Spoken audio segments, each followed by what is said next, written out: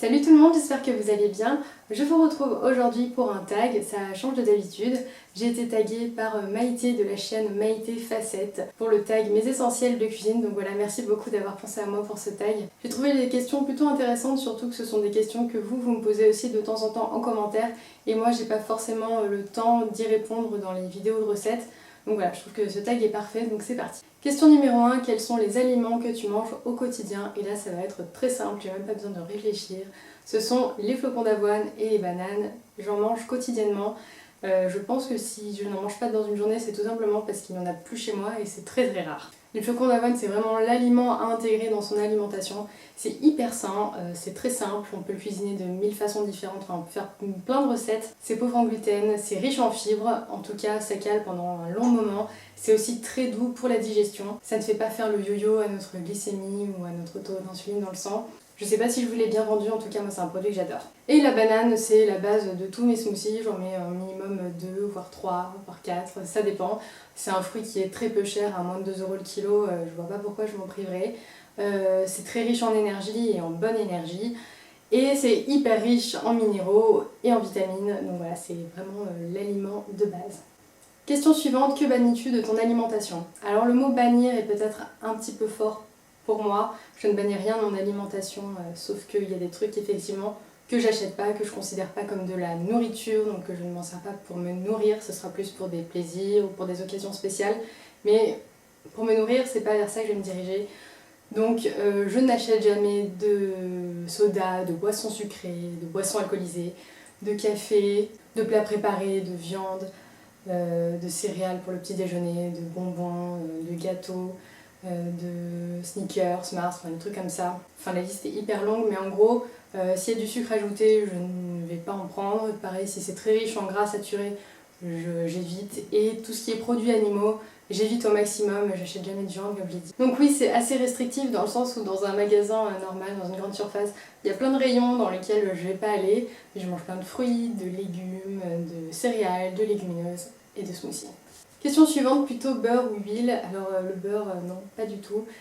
J'ai grandi en entendant mes parents sans cesse dire que c'était toxique lorsque c'était cuit, donc j'ai plutôt une image négative du beurre. Par contre, j'adore l'huile d'olive, c'est mon huile préférée. Je la prends extra vierge, première pression à froid, enfin tout ça. Un petit filet au-dessus d'une salade de tomates avec du basilic et du sel, je trouve ça juste délicieux. Et pareil, la purée de pommes de terre, enfin l'écrasée de pommes de terre avec quelques gouttes d'huile d'olive, c'est hyper bon. À la limite, je pourrais manger que ça. Les tomates à l'huile d'olive et la purée de pommes de terre. Je me sers aussi de l'huile d'olive pour cuisiner des choses au four, par exemple, faire voilà, des légumes avec un petit peu d'huile d'olive au four. Par contre, je fais hyper attention à jamais dépasser 190 degrés dans mon four. C'est la température du point de fumée de l'huile, c'est-à-dire qu'au-delà de cette température, l'huile va commencer à se dénaturer, elle va former des composés toxiques, voire cancérigènes, donc c'est pas non plus super cool. Toutes les huiles ont des points de fumée différents, donc voilà, vous pouvez trouver ça facilement sur internet. Mais pensez à vérifier, voilà, si vous voulez utiliser une huile pour la chauffer ou pour faire de la friture, pensez à vérifier son point de fumée pour pas vous intoxiquer. Il y a d'autres huiles que j'aime bien, comme l'huile de colza et l'huile de pépin de raisin. Par rapport à l'huile d'olive, elles ont un goût plus neutre. Et l'huile de colza est plutôt intéressante d'un point de vue nutritionnel. J'ai de l'huile de coco aussi, mais je m'en sers pas tant que ça. À la limite, je préfère utiliser du lait de coco pour donner du goût. En fait, mon huile de coco, je m'en sers surtout comme soin pour les cheveux. Question suivante, quel assaisonnement utilises-tu? De l'huile d'olive du coup. J'utilise aussi pas mal de vinaigre, vinaigre de cidre, vinaigre de framboise, vinaigre balsamique, vinaigre de Jerez, enfin peu importe. J'aime aussi beaucoup le velours de vinaigre. C'est du vinaigre cuit, donc c'est plus épais et c'est plus sucré, c'est super bon avec de la laitue, j'adore. J'utilise aussi pas mal d'épices, surtout du cumin, du paprika, de la cannelle et du curry. Je crois que c'est les 4 épices que j'utilise le plus, enfin c'est les pots qui se vident le plus rapidement chez moi. Ça m'arrive d'utiliser de la moutarde, du ketchup, du citron, du jus de citron, de l'ail, enfin plein de trucs. J'utilise aussi du sel. Il y a une période où j'en consommais presque plus du tout. Je pense que ça peut se voir au travers de quelques-unes de mes vidéos. Mais voilà, c'était tombé dans un extrême qui n'était pas forcément nécessaire, surtout qu'on a besoin d'un petit peu de sodium pour être en bonne santé. On en trouve naturellement dans les légumes, surtout les légumes verts. Mais voilà, c'est pas non plus la peine de tomber à zéro. On en a un petit peu besoin pour pas être en déshydratation, pour pas avoir de crampes ou pas avoir de baisse de tension. Le minimum, je crois, par jour, c'est quelque chose comme 500 mg, je pense que c'est ça. Et la dose recommandée à ne pas dépasser, c'est autour de 2 grammes, c'est un petit peu moins que ça. Donc si vous pesez 2 grammes de sel chez vous, vous allez vous rendre compte que finalement ça fait une quantité assez importante de sel. En tout cas pour moi c'est suffisant, je consomme pas tout en une journée. Et c'est suffisant pour donner du goût aux aliments parce que le sel est un exhausteur de goût, hein, donc ça c'est tout de suite meilleur quand il y a une petite pointe de sel. Donc voilà, le sel un petit peu, mais pas trop, et voilà, c'est plus dangereux d'en manger trop que pas assez. Après je varie les sels, il y a des périodes où je vais avoir du sel de l'Himalaya, c'est du sel rose qui est très pur, qui date des anciens océans. Et sinon j'utilise du sel de table classique, du sel iodé. Le sel de l'Himalaya est moins acidifiant pour le corps, voilà. Question suivante, ton appareil électroménager indispensable. Et là le suspense est quand même assez intense, on se demande bien ce que ça pourrait être. Bah, c'est mon blender Magimix. Je l'ai payé hyper cher, mais j'en suis dingue, je suis hyper heureuse de l'avoir. Je m'en sers pour plein de choses différentes, donc pour mes smoothies essentiellement, mais ça m'arrive aussi de m'en servir pour faire de la purée d'oléagineux. Vu qu'il est très puissant, il broie hyper bien tout ce qui est noisettes, amandes, tout ça, donc il fait des purées très onctueuses. De même pour les smoothies, j'ai jamais eu des smoothies aussi onctueux qu'avec cet appareil. Les autres mixeurs, j'avais pas du tout un résultat aussi lisse. Donc voilà, j'adore cet appareil. Je m'en sers aussi pour faire de la farine par exemple, je transforme mes flocons d'avoine en farine d'avoine. Et voilà, j'adore, c'est limite si je devais partir en vacances ou quelques jours loin de chez moi, j'hésiterais à l'emmener. Enfin voilà, je pense même que je l'emmènerais. Question suivante, ton encas préféré. Alors je suis pas quelqu'un qui mange particulièrement souvent des encas. Je fais 4 repas par jour à 4-5 heures d'intervalle, enfin voilà, j'essaie d'être régulière dans la journée. Donc je fais 4 repas par jour, petit déjeuner, déjeuner, goûter et dîner. Et le goûter, je trouve que c'est hyper important, je comprends pas trop pourquoi on devrait s'en passer.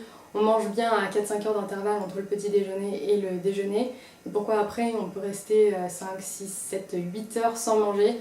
Je trouve que c'est un petit peu hard pour le corps, donc moi je préfère le goûter. Limite je préfère plus manger au goûter qu'au dîner. Je trouve ça plus logique parce que lorsqu'on dîne derrière, tout ce qu'on va faire c'est dormir. Donc voilà, on est quand même dans une phase relax de la journée. Donc je suis pour le goûter et je vais changer la question. Quel est ton goûter préféré ? Eh bien, ce sont les smoothies, les grands verres de smoothie, les jarres de 700 ml limite. Des fois, je me fais 1 litre de smoothie avec énormément de bananes. Voilà. Question suivante, que manges-tu lorsque tu as une envie de sucrer ? Lorsque j'ai envie de sucrer, je vais par exemple mettre 2-3 dattes de plus dans mon smoothie. Ça sucre vraiment très très bien et c'est de toute façon beaucoup plus sain que le sucre en poudre. C'est plein de fibres, c'est des fruits à la base, donc c'est hyper sain. J'aime bien aussi utiliser du sirop d'agave. C'est pas aussi sain qu'on pourrait le penser, hein. Ça reste un produit raffiné, du sucre pur. Et en plus, il y a plein de qualités différentes. Moi, je préfère le sirop d'agave bio. Je trouve qu'il a meilleur goût en plus. Et je m'en sers pour sucrer mes yaourts au soja avec quelques myrtilles. Voilà, mon dessert fétiche. Question suivante, quel est le produit qui fait son effet ? Et j'adore cette question. Parce que chez moi, le produit qui fait le plus son effet, c'est le smoothie vert avec des épinards. À chaque fois que j'en prends devant quelqu'un, il a toujours cette mine dégoûtée et ça me fait tellement rire parce que c'est pas aussi mauvais qu'on pourrait le penser, enfin au contraire ça se sent presque pas, le goût est caché par le goût des fruits. Voilà, ça me fait bien rire de voir les gens dégoûtés dans ce genre de smoothie. En plus c'est hyper bénéfique de rajouter quelques feuilles d'épinards dans son smoothie parce que les épinards c'est hyper riche en minéraux. Surtout lorsqu'on commence à vouloir se passer de produits animaux. Les épinards c'est riche en fer et en calcium, en vitamine C, enfin, voilà, ce sont des aliments qui sont assez riches, il faut en manger beaucoup pour avoir une quantité suffisante pour l'organisme. Mais une poignée ça reste mieux que rien, donc voilà, j'hésite pas à en ajouter dans mes smoothies. Et enfin, dernière question, thé ou tisane ? Alors moi j'aime bien les deux, j'aime beaucoup le thé à la bergamote, c'est mon thé préféré. Et j'aime aussi beaucoup les tisanes, sauf que ce ne sont pas des choses que je consomme quotidiennement. En termes de tisanes, j'aime beaucoup celle des jardins de Gaïa. C'est mon frère qui me les a fait découvrir, il m'en avait vendu une en me disant oui tu verras, ça va te faire des rêves en 3D. Je pense que c'était un peu exagéré, mais c'était le sachet Méli-Mémo, c'est censé faire travailler la mémoire pendant le sommeil. Donc de toute façon elle est très bonne, donc j'adore. Et il y a une autre tisane que j'aime bien de cette marque qui s'appelle Bonne Nuit, donc voilà, avec de la camomille, de la fleur d'oranger, enfin, des choses plutôt apaisantes. Donc voilà, j'aime beaucoup ce genre de tisane.